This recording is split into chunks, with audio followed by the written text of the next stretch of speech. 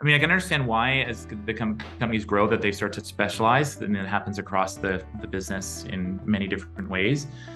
But to have like an integration team that just wakes up one day and says, "Oh, here's a deal. Okay, figure it out. Like we've done all the deal. It's done. Now here, build an integration plan." And they're like, "Wait, what is this? Why are we doing this?" I think that creates a lot of challenges because inevitably they're going to find things or uncover things or think about things different that weren't contemplated from the other team because they're not thinking about integration. And it comes down to the fact that the stats will show consistently that most M&A doesn't deliver the value that the acquirer thinks it's going to.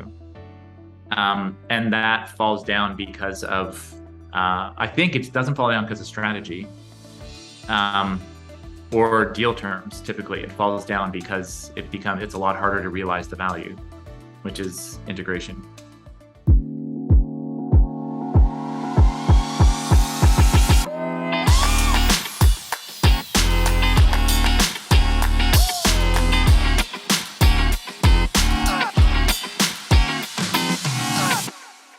Welcome to M&A Science, where we curate knowledge from the best in M&A to continuously improve. If you're interested in keeping up with the latest from M&A Science, subscribe to our free newsletter at mascience.com. Every week, we share highlights from interviews, invitations to events, M&A role openings, and other resources as we build the greatest community of forward-thinking M&A practitioners.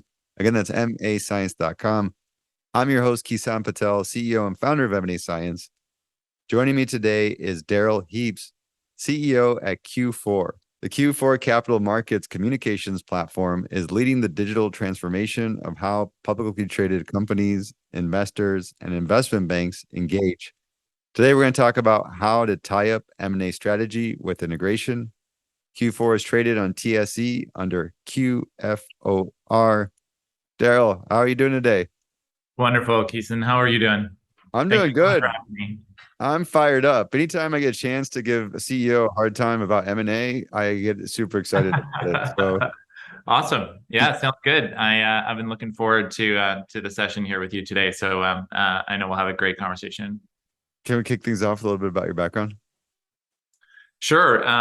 So I started Q4 back in 2006, and it was my third company. So I had two companies before that were more like bootstrapped and built up. They were both web companies. I sold the first one in '99 actually, and then didn't sell the second one, but started Q4 out of that. And so both of those were kind of built on cash flow and kind of profitable companies. And then Q4 was where really wanted to build a subscription-based business, like a SaaS company connected to consistent demand. And I've always been kind of in and around the capital markets. And so really felt that building a solution that fit in between companies and investors in the capital markets would be a really durable business. And so went about doing that and subsequently, raised money through private rounds and then VC rounds and PE. And along the way, did a number of acquisitions. So we've been utilizing that. So I've done like 5 acquisitions starting back in kind of 2015, 2016, and then progressively kind of those getting bigger and kind of more material, and really have I feel that acquisitions, M&A is an essential component to our growth strategy and something that I'm pretty passionate about.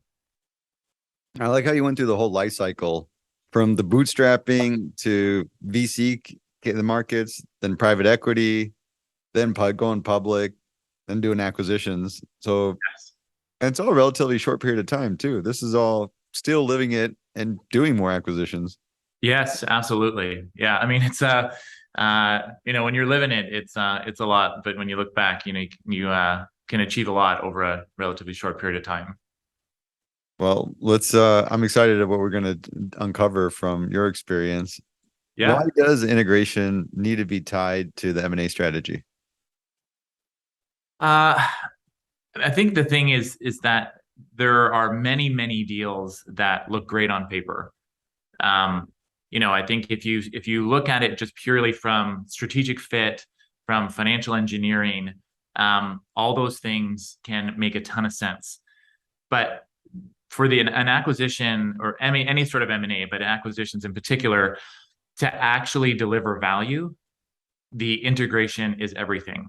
It's all about how it gets executed after the deal. Arguably you'd say that like getting the idea, the deal, the negotiations, all that stuff is actually the easier part. Getting the integration right so that you can actually deliver on what you thought, well, on the vision, that's where the rubber hits the road. And in our experience, you really see that it either is going to deliver like the revenue synergies, the cost synergies, et cetera. If those aren't really well planned out and then executed and managed against, then you never realize the value.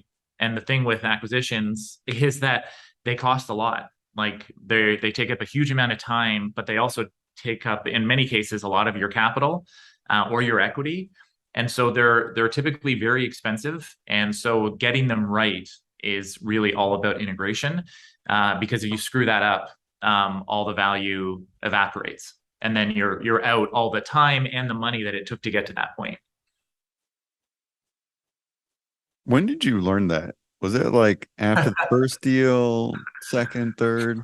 Um, the first deal that we did, I think we got very lucky in that it just fit so well strategically.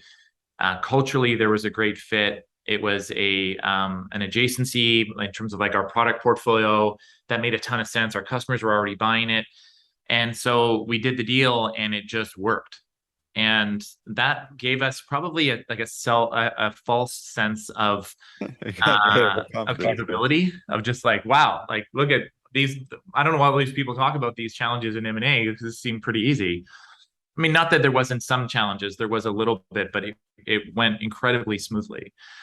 So I would say a lot of it came in the second one, where we then rolled into the second deal, and that one we didn't do the same level of kind of like the way that we now look at deals in terms of really understanding both diligence and talking about like how you go through diligence, how deep that has to go, and then looking at your kind of 30, 60, 90-day integration plan and expectations. That's where we saw that by not doing that well, that things just take a lot longer. So our integration and getting the value out of it and the second deal we did took about twice as long as we thought, cost us about twice as much to be able to implement for us to actually realize the value. And so that was a scar, like a deep scar for me. And that it was one of those things where like, never again. Like now we've learned the lesson about not really planning out the integration and the back end of the deal enough and paying the price for it. So I think that really fed into being much more purposeful in terms of how we went at it in the third deal, and then the fourth deal and the fifth deal, and they've just gotten stronger and stronger as we've done each successive deal. So on this second deal where you really got some exposure to some pain points and problems, and it sounded like the negative consequences were the deal took twice as long, cost twice as much to do the integration. Yes. And then you looked at the root cause of that, all planning. Was that the main focus, or were there other parts of it as well? Started with diligence. So I think looking at diligence and starting from first off from a broad market perspective, that I think in any deal there is a tendency. First off, I think we did this well in that I think all M&A should be driven by strategy, and the more focused the strategy is, the easier it is to measure, should we do this or not. And so I think that because what can happen as the company grows, there's like the shiny object that something comes in, it's not part of your strategy, but it looks interesting. And then management teams can kind of convince themselves that as to why it makes sense. But that's the tail wagging the dog. And it should be the other way around. It should be that you have intent about what it is you're trying to create, and M&A is a tool to achieve that, to accelerate it. So I think we did that well on the second deal, but what we didn't do is then really look at, okay, out of all the different targets that we could go after, is this the best one? And so that's one thing from like a market check perspective. And then also from a diligence perspective, I think where the lesson we learned there was around both culture, with the first one being to really dig into understanding who is going to be the operating team, what is the culture that they operate as, and how is that going to be integrated into how the business operates. So, and that's something that's a very kind of soft component of it, and not something that shows up on a spreadsheet. But that's an aspect that we have really focused on subsequent to that, because the issue with that is when the deal gets done, everyone's on their best behavior during the deal. So it's like everybody's on their first date. But then once the deal's done and now you're operating, then you really start to see how different the cultures are. And that ends up being kind of like oil and water. So then you have to have more time as you kind of change over people, which just extends kind of the execution timeline. And then the other was around the technical diligence and the integration. Is like, how are we going to integrate this technology into our platform? And I think that was done not at the level that we needed to. So we were still discovering many things kind of post deal. So the output of that was that when you get into like deal done, okay, let's execute the integration plan, it gets thrown out the window very early, because it's like, well, this is based on an understanding that's not accurate as to what exactly how the technology actually works, what we actually need to do. So then everything gets re-estimated, and that's where it kind of everything takes longer and costs more money. So I got one part with the strategy to sort of close in that aperture and buy things that are really in the strategy. The second is around the people, the real culture and understanding how that's going to come together. And then the mechanics pieces and the operations. And that's where probably some of that prior experience helps you understand where you need to expand more into the planning and be prepared for those things. Mm-hmm. Yeah, absolutely.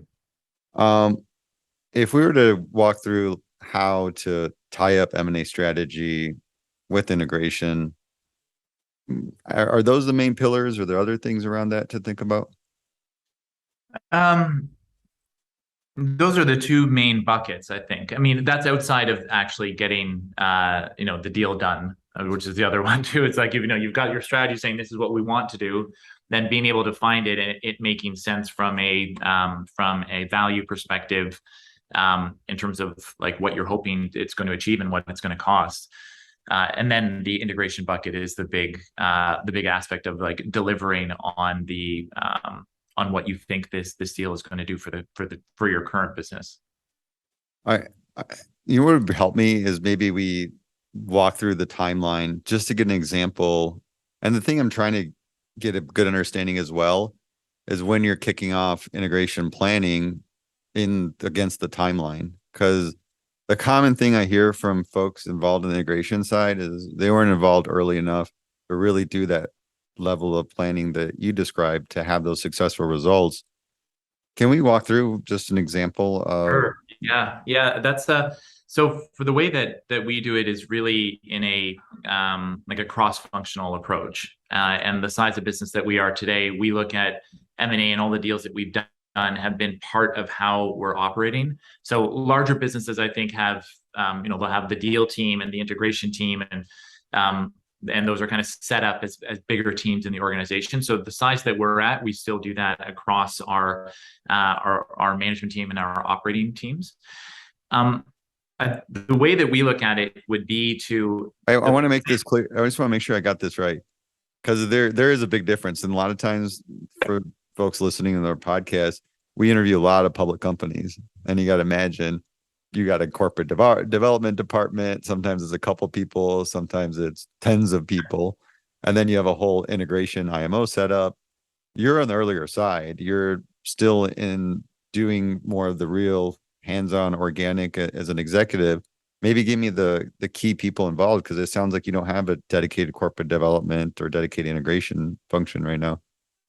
That's correct. Yeah. I mean, so we run that with myself, the CFO, and a couple of folks from kind of the strategic finance group. So that would be, and so that's within the finance department. So that's something where we're that would be kind of working on the deal. Now we do have, as part of our product management group, we have partnerships. So as part of strategy and partnerships and corp dev kind of sit in our product strategy group. So when we're looking to do things, again, this is where it's being driven by strategy first, saying, here's the outcomes that we're looking to achieve. So we want to be able to kind of do this with our platform. We want to be able to deliver this value to our customers. We want to grow this much.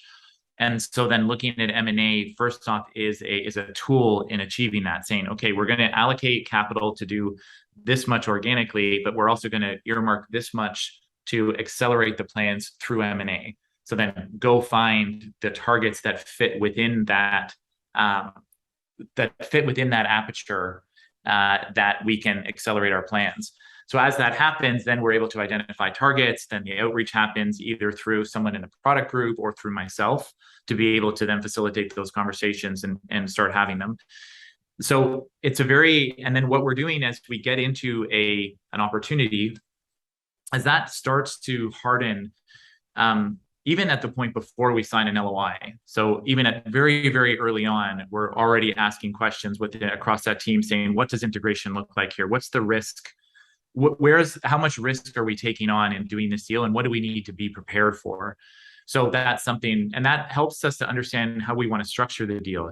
Do we want to acquire just client contracts and kind of the economic benefit and acquire customers, and we're going to move them all onto our platform? Or are we acquiring new technology that then we're going to integrate? As we understand that, then we start to broaden out the team that's involved. So if we're going to be acquiring, before you're asking for numbers and stuff and saying, hey, let me see your financials. It's in parallel. So we're looking at the financials, we're trying to understand that, but then we're also saying, like, what's it actually going to take to deliver this? On our side. So how much? So if we're going to, it's going to be acquired for $1, but then we're going to have to invest another $2 to actually realize the benefits. We want to understand that as early as possible, so that when we're thinking through the ROI on the deal, when we're thinking through the timing of it, all of that's included as early in the process as possible.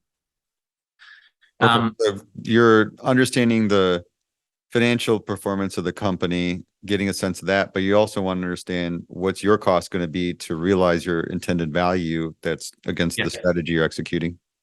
Yes, exactly. And how much risk is in that? So if it's trying to understand those questions, and we don't know the answers to those, but we'll be kind of earmarking things, saying we think that there's a technology risk here, or there's a people risk, or culture. These are things we're going to have to dig into in diligence to really make sure we understand what we're getting involved in.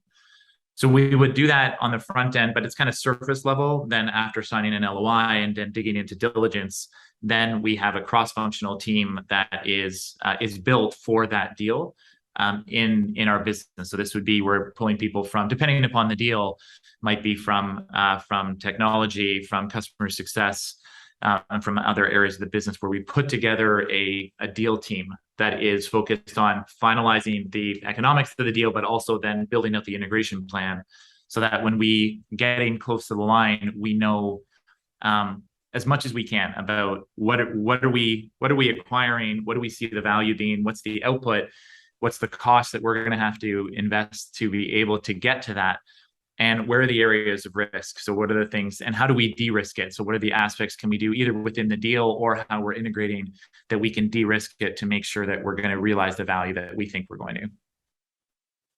You're fast, and I got to slow you down. So take me back to LOI, right? Getting to LOI and some of those things you mentioned around the risk, the culture, the tech. How straight up are you with the other target company CEO about that stuff as you get into LOI?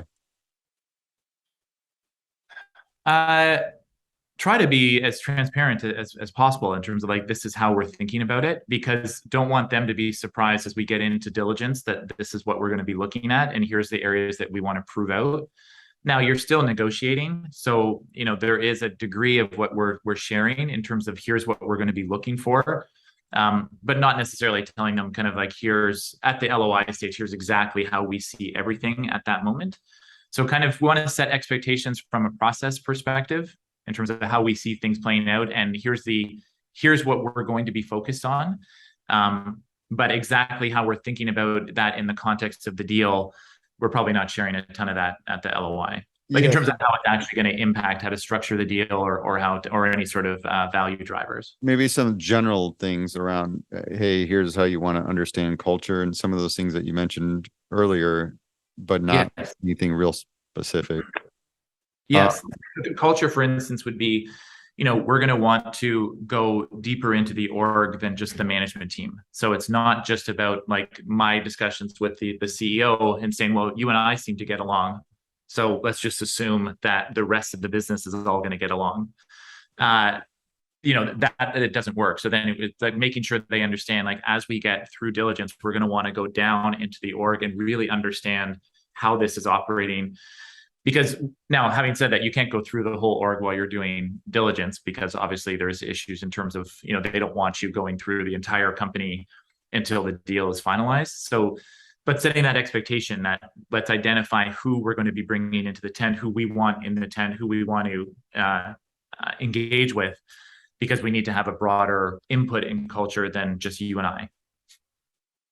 right, right. I think culture is something which is in a lot of cases. I know folks that are like companies that are super experienced and they have a lot of like programmatic M&A are know this, but I think for people that are kind of relatively new into using acquisitions to help drive growth and accelerate their strategy, in my conversations, I typically find that like culture is not given the appropriate weight. Now, if you're not buying any people, like you're just buying something which would be like, we're not bringing any people over, this is just contracts or a technology acquisition that has no people, then culture doesn't matter. But if there's anything to do with an operating business where you're going to be working together, I think people underestimate how essential it is, how core it is to success, because it's all about execution. And that's also where all the deal can fall down. Like you end up acquiring something and then there's like, two battling cultures. Have It you done can that? Have you done a be deal really, that you have you done a deal and realized that that culture missed the mark? yeah, yeah, that second one. And then that's where you saw that teams weren't working together. And Yeah, it's the like I don't want to go into too much like detail in terms of but it was just I very. guess I'm trying to get a sense of the impact. Is it sort of like you mentioned, things took longer to get done, or So do I would say, things so actually for blow us, up? so we really our culture is very focused on, like, one of our main values is hustle. And hustle is the way that we look at that, which is a like move quickly. Speed of execution is one of the biggest determinations of success. Speed of execution and iteration, like move quickly and learn on the go. Um, and so we will also subscribe to doing things like a ready, fire, aim approach, which is like I like we this. will like run headlong into something, knowing it might not be perfect, but we'll be stronger if we just start executing. Whereas then another business would be very analytical and slow, but feel like we're going to analyze and get much more closer to perfection before we execute. So then you have those two cultures coming together, and one side is like, hurry up, hurry up, hurry up, you're moving slow. And the other one is like, you're not thinking things through, you're not being analytical enough. And so like decision making is at odds with those two cultures. And that's something that you can't underestimate how much that will screw things up, because it will then you just have people, the infighting comes, and then like an us versus them. And eventually what has to happen is something gives. And then something gives is typically the acquiring company at some point says, okay, enough is enough. We need to clean house to be able to get everybody into the same culture. And that's what just extends the timeline, extends the cost, et cetera, to be able to actually get to the value. I'm so glad you explained that way to me. Now I understand and actually have even more emphasis about this. Um, we Yeah, get because the other way to think about it too, sorry to interrupt you, but is, yeah, you're hiring, depends on the number of people. You've gone through this hiring process and you're hiring 10, 20, 100, 200 people all in one shot. yes, So the same way that if you mishire an individual in a leadership role, how much that can slow things down. It's just like it's just amplified to a huge degree depending upon the number of people you're bringing on, and fixing that takes a huge amount of focus and time and attention, and it can actually erode performance on the other side of the business. So it can become like a cancer. Yeah, exactly. You have a So bad hire, that's what happens. You do 100 bad hire, it's even yeah, worse. yeah, yeah, exactly. Exactly. And culture, there isn't like, I want to be clear with that too. Like, it's not like I'm saying that there's one good culture, like our culture is good and that culture is bad. It's not that, they're just different. Every company has its own culture. So really understanding that is one of the keys to success of M&A, I think. A really good point. Uh, we get LOI signed. This deal team you mentioned, they're doing both diligence and integration planning. Um, we typically, depending upon the deal, we will bring in third parties to help on diligence. So whether that's from a technical perspective, and certainly like accounting and legal, we're bringing on third party firms to help us in that from that perspective. But outside of that, from a kind of confirmatory diligence perspective, when we're looking at specifics like our technology and the integration, those are the same teams that are doing that. Got it. Can you walk me through that? What does their timeline of events look like? How are you involved? Um, so it really depends on the deal, because it depends on what level of integration is required. So we've done some where it's like client acquisitions, where you're basically a client kind of acquiring client contracts and relationships. And in those cases, the team structure is very different from if you're acquiring a set of technology, because you don't, like in that case, we're integrating like billing systems and accounting systems, getting that all integrated into our systems, but we're not doing anything technically. Whereas if we're acquiring technology, then we're going to have a team that's doing all the diligence on the technology and then building out the integration plan as to how we're actually going to tie all this together. So those are can be, well, they're very, very different in terms of the team structure. But again, we have a good idea what that's going to look like as a part of the, like very early in the process. So even before we sign an LOI, and I should have mentioned this before, we're building out both a investment memo that we're using for the board to get approval from the board, but we're also then building an internal memo and plan as to like, how are we seeing that we're going to have to execute this? And so that then starts to build a kind of like overall project plan, project charter, in terms of here's all the different moving pieces we have to organize. And for me, like in my role with that, I'm certainly not one of the drivers of that. So that would be either we have our PMO office, so project management team. So we'd have a project management leader that would be assigned, and then we build out the overall deal and integration team. And then they build out all the timelines and all the work back schedules and all the checkpoints and everything that needs to be put in place. And all of that needs to be approved and finalized before we'll close the deal. Trying to mitigate any surprises and any sort of additional costs or timing or anything that's going to happen kind of post deal closing. This investment memo, internal memo, how big are those documents? Investment memo is maybe, depends on the deal again, but 10, 15 pages, something like that. That's your pretty detailed executive briefing about what you're trying to achieve with the deal you're doing, the terms. Yeah, that's like strategy, market, thesis, financials, risk factors, how we're going to mitigate risk. All of that is kind of like, that's all part of the investment memo. And that gets built up over time, like from as soon as we start to really engage, like, okay, let's something that we have intent in terms of going after, then we'll start building that memo very early on. And then the internal memo and decks are ones that get created more so kind of post LOI signing. Once we get into diligence, we start building out the plan. Then that part with the internal memo, how big does that get? I mean, it gets pretty extensive. I mean, again, it depends on the scale of the deal, but some of the larger deals we've done, I mean, you get into like decks that are like many pages long. I don't really know, but Yeah, documents that go into like extensive detail in terms of like how this whole project is being planned. okay. And they're probably getting feedback from different functions that Absolutely. require. And then you get multiple work streams. So you have like one main deal team work stream, and then you've got, depending upon the impact, then you've got all the different departments that are being impacted by the deal and the relevant work streams that they have as to what they need to do to execute on the deal. Uh, I mean, that's the whole thing. It becomes such a doing that. I think the challenge is like how to do that and for it not to derail the rest of the company, so that you're not just myopically focused on this new deal that's coming in and not running the rest of the business. So, which has worked well for us, but you have to be able to kind of like silo it off as much as possible. right, exactly.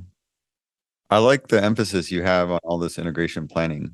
And I'm trying to visualize it because we talk about our agile M&A framework that we put out there, and the concept around it is running diligence and integration in a very parallel process so that your integration planning is starting as early as possible and getting iterated on, which sounds exactly like what you're doing. Exactly. No, it makes a ton of sense. That I think it'd be very, I mean, I can understand why as the companies grow that they start to specialize, and it happens across the business in many different ways. But to have like an integration team that just wakes up one day and says, "Oh, here's a deal. Okay, figure it out. Like we've done all the deal. It's done. Now here, build an integration plan." And they're like, "Wait, what is this? Why are we doing this?" I think that creates a lot of challenges, because inevitably they're going to find things or uncover things or think about things different that weren't contemplated from the other team because they're not thinking about integration. And it comes down to the fact that the stats will show consistently that most M&A doesn't deliver the value that the acquirer thinks it's going to.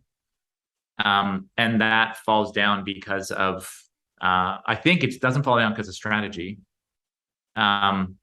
or deal terms. Typically, it falls down because it's a lot harder to realize the value, which is integration.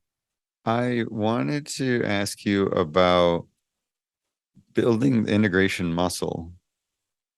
But even before that, I sense that you need M&A as a culture in your company, Yes. because as the size you are, there's a lot of people we've discussed that are involved with this, and you don't want this to be like pushing a big boulder up a hill. How do you foster the culture of M&A in your company? I think it's by You just announce to everybody, "Hey, I found a deal. We're going to buy this company." I mean, it really is that you can't, until you start doing it, you can't just talk about it, because it's like you need to get into doing it. So I would say the way to do it would be to start small, like look for opportunities to be able to do smaller deals that are easier to get your hands around, because it does get exponentially more complex. So the larger the deal, the more moving parts, the more integration there is, the complexity just starts to skyrocket. And so I would say that if it becomes part of the company saying this is what we want to do ongoing, then start small. Start small, start doing those deals, start to get the feel for what those look like, and then build from there. And it's constant iteration and learning. Like, I mean, I'm happy that we've done 5 deals, but that's not a big number at all. I mean, there's many larger companies that do 5 a quarter. So it's not like that's a big number at all. But those 5 have been certainly very helpful at us learning and building strength and getting an approach that we think we can continually improve. How about the muscle part, in terms of getting your team comfortable with the lessons learned? But I'm assuming over time too, you have some people leave, some people don't. You have a varying degree of M&A experience, and just getting them to understand all these things that we discussed. I'm thinking specifically for that company that is going through the first or second time and they wanted to build that muscle as quick as possible. How do you do that? Work with you guys. Be in the trenches working with them? Yeah, listen to this podcast. No, no, not kidding, not kidding. I think the it comes with intent. Like it does come from, I think, companies that will get into doing M&A and they do it in a reactive state. So the same thing, it comes back to strategy and being about like, how are you going to execute growth? Because if you are an organic company, so you've built your whole company organically, you know how you operate, you've been able to have success, and you have a certain amount of success, and then this shiny object comes into your view, and it's like, oh, that's interesting, we should acquire it. But you haven't built anything or thought about anything to do with acquisition. So now you're going to be like, well, there's something, let's just do that. That's a reactive approach to it, and it's going to be more difficult than you think, and it's likely not going to work as well as you think. Now, you might get lucky, like we got lucky on the first deal, but we had intent. We knew that there was, when we think about, so we had our stack in terms of what it is that we wanted to have in market, and we had built out kind of the first two aspects to it, but we knew there's this one piece and two pieces that we're going to acquire to get into those segments. And we knew that well ahead of having of this kind of coming into our radar. So I think we were already kind of preparing for the fact of how to do it. So talking to our investors, I mean, depending upon who's backing the company, can be very helpful. So the VCs or private equity have a lot of experience in acquisitions. It's also helpful when you're looking and raising money, if you have the opportunity to where you have choice in terms of like this investor over that investor. Experience in M&A, in my experience, really does separate investors. That can be very helpful as to how to think about it, how to structure deals, and what other advisors can be brought in. So I think it kind of connects into everything, that if you're going to say, I want to use acquisitions as part of my growth, this is where we see them fitting. Then you start to say, okay, what do I need to build in the company? How should the board look? Like, for us, that's also something that's really important. Having people on our board that have bench strength in M&A is hugely valuable. And a lot of the muscles that we've built have come from the directions of our board, because they've been very helpful about, here's the different pieces that you need. And then as you hire and grow the business, like our CFO now, she's got extensive experience in M&A. So, and her coming on board was really helpful. So again, it's like, as you're recruiting and as you're building, it's something that you're looking at building. Your people, your process, your board, your investors all have this other aspect, if it's part of your strategy. I think that's the way to do it, but none of that happens quickly. I mean, that's the thing. If you've got someone that wants to do like one deal or two deals, the reality with all this and everything I'm saying is that timing is essential, because you could have a great deal, it looks amazing, it's a great fit, the timing's perfect, but you don't have anything about what I just talked about in place. Yeah, I mean, I'd probably still hit it and learn on the go, which is, the beauty of being an entrepreneur in a startup is, in a lot of cases, being a little bit naive is a competitive advantage. Sounds like that's a big thing fundamentally, is retain your learnings as you're going through doing M&A, but then also make friends in the industry. If you can bring them in-house and make them family, even better. But that seems to be the other key element as well. And I do think it's the aspect of like as you're recruiting your management team, the board, investors, et cetera, starting to look for those people that can help you with M&A is a key way to build that kind of like cultural strength around being able to execute on M&A effectively. I can see that, because it's quite good now. Like when I think about the way that we operate, if we bring something forward that's not strategic, our board is going to blow it up. Like they're going to be like, this doesn't fit anywhere. Where is this coming from? Because we're really clear about strategy. We're clear about what it is, where it is we're going after, how it's all going to work.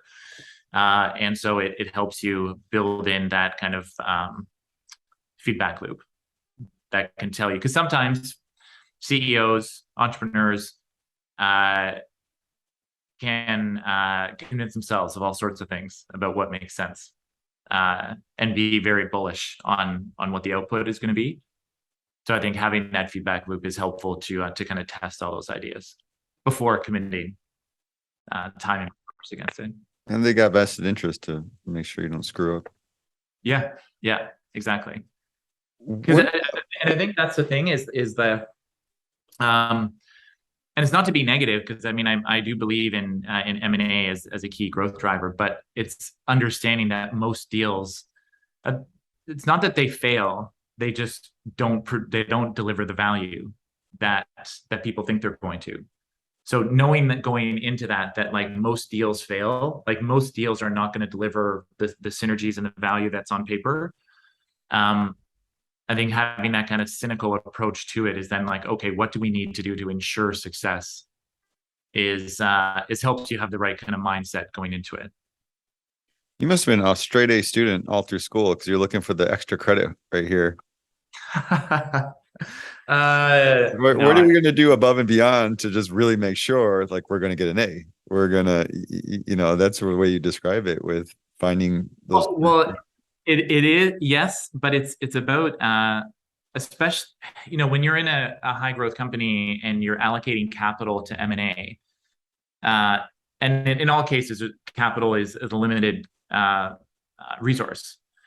Even if a company is extremely profitable, there's only so much money at your disposal. And so when you deploy it against a strategy like M&A, you're using up a lot of it.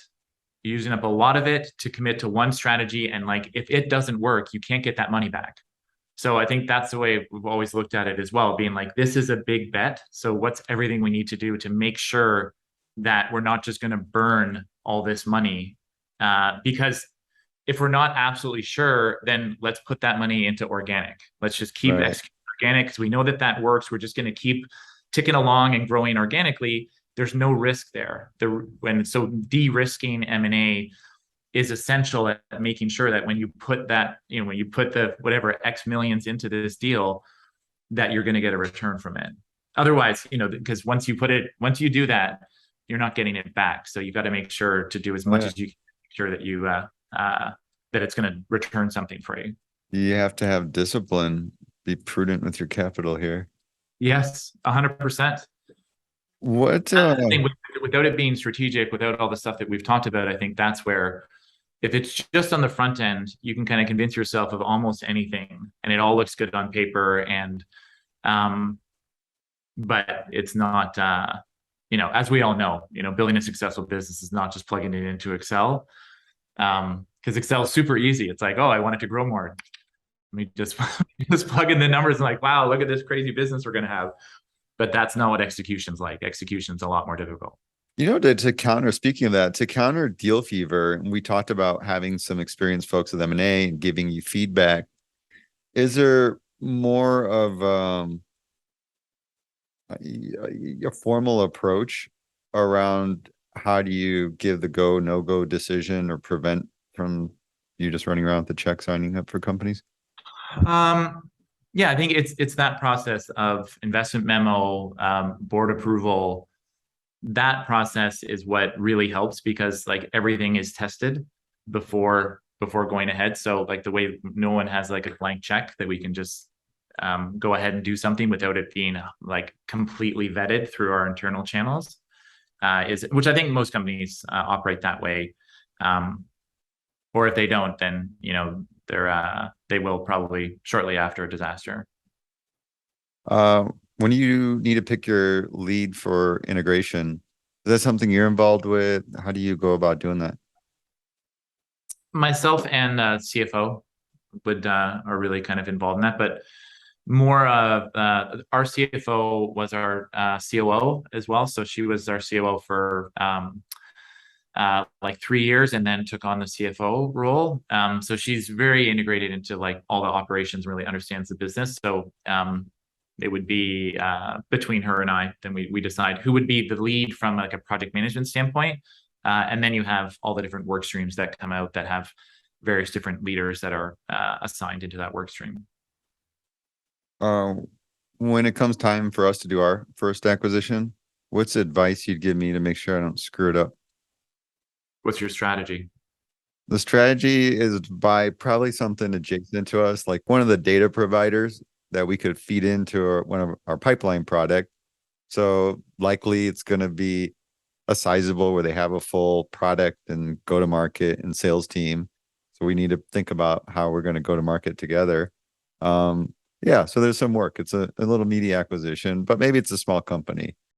Let's say we're $100 million company acquiring a $25 million company. That's probably still a big risk. But yeah, if we're just putting some good chips on the table, I want to make sure we don't screw it up. I'm reaching out to you. I probably will when that time comes again. But So it's, what are your I mean, I immediate think thoughts of make sure I don't do so. the I mean, it's good that you have that kind of clarity around strategy. Like, what is it that's going to make sense?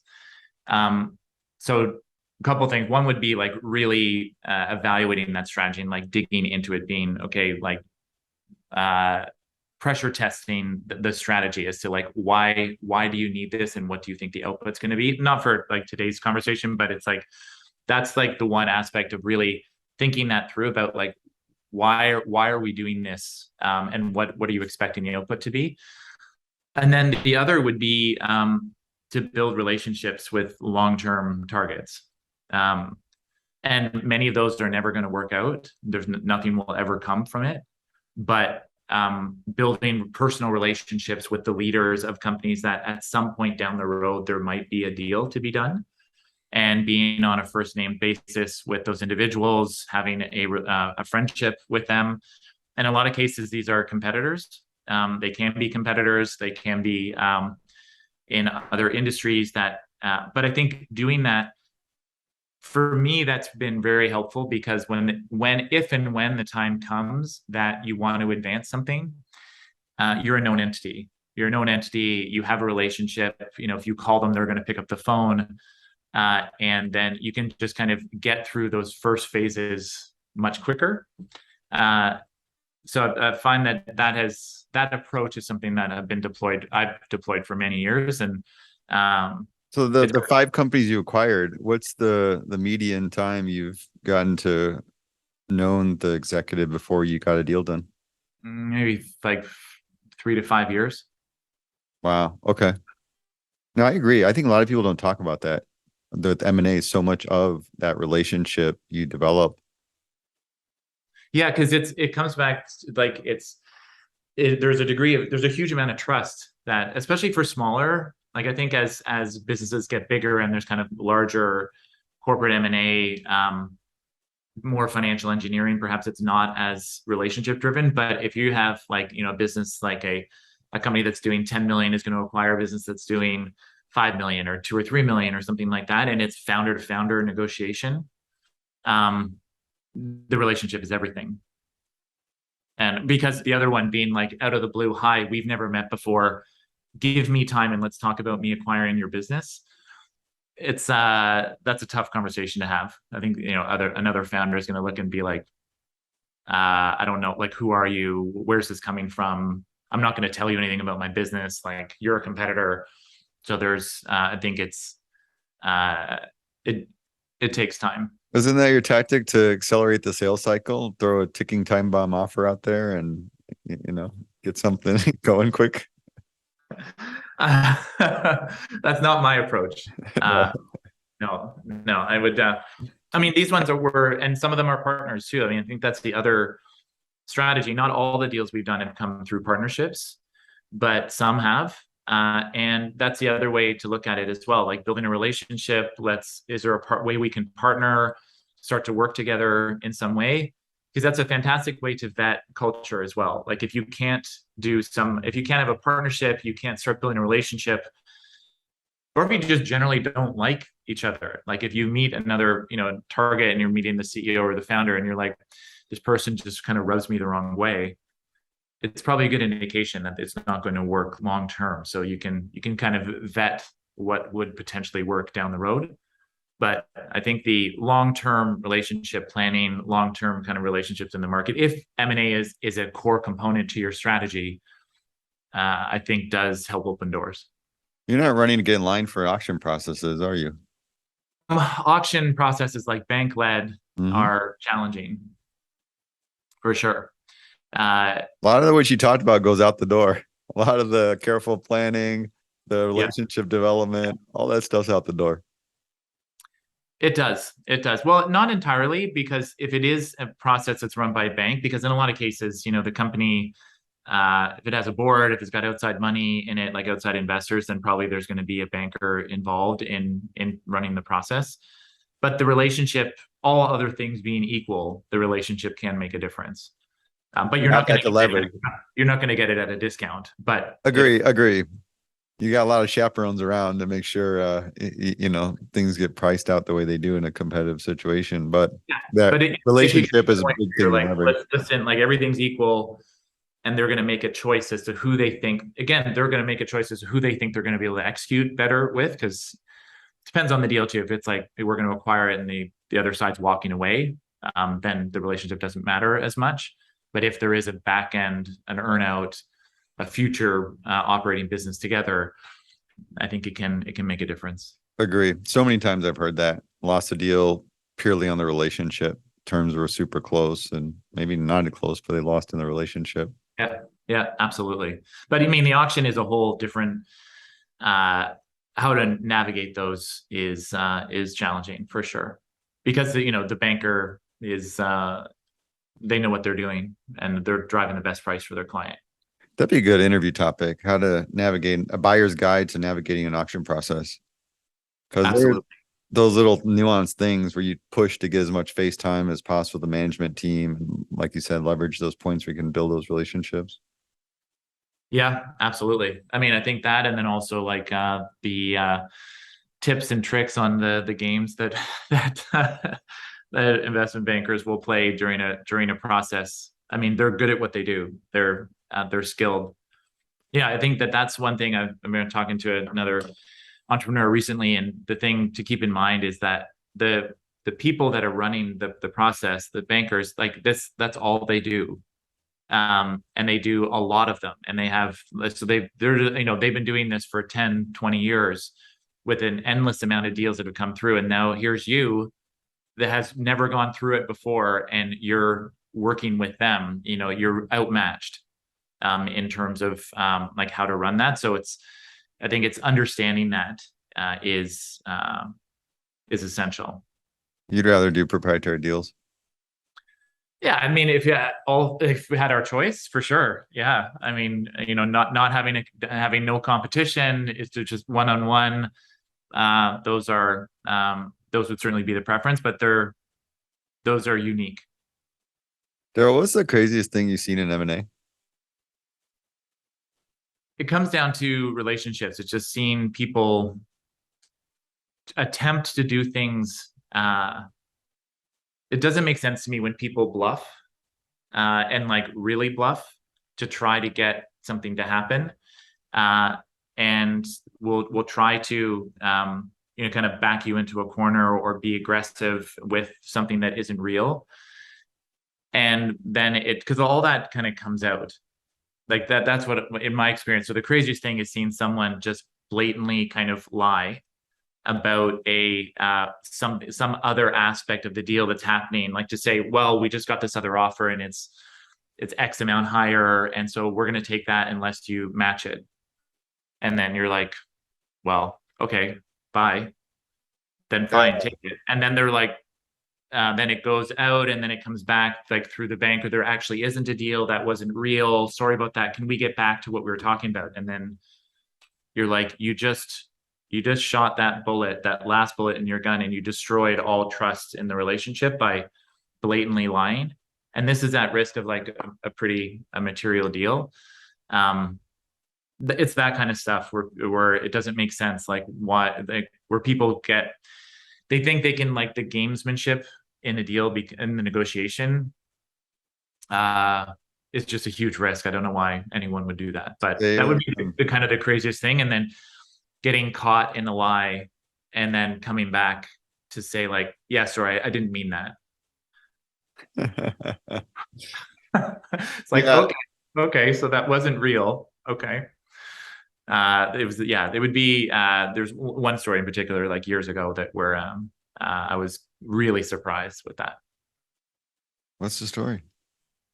I mean, that's the extent. No, with that, I mean, it's just that the other side was just kind of caught blatantly in a lie to try to drive a higher price. Oh, saying they had another. offer higher. Yeah. And Wow. then and then it just evaporated very quickly. And then it's like, it's a lie. And then coming back and trying to like recover from that and being, yeah, sorry, I lied the other day. That's actually not real. Can we get back to, can we get back to the offer that you were talking about? And then being like, yeah, that was, cause I mean, that's the thing, like any of the deals, not on the integration side, but negotiating is, it's all it's people driven. So the relationships and how you behave during the whole negotiation is really key. But it's rare. I mean, that stuff normally doesn't happen. Stay away from the dirty old tricks. That's the big takeaway here. Yes. Yeah, absolutely. Darrell, thank you so much for the time today. Enjoyed the conversation, learned a lot. You're helping me become a better M&A scientist. Thank you. Thank you. It's been my pleasure. This is great. The podcast is awesome, and I look forward to another opportunity in the future. Thanks. Well, those of you still listening, until next time, here's to the deal. Cheers.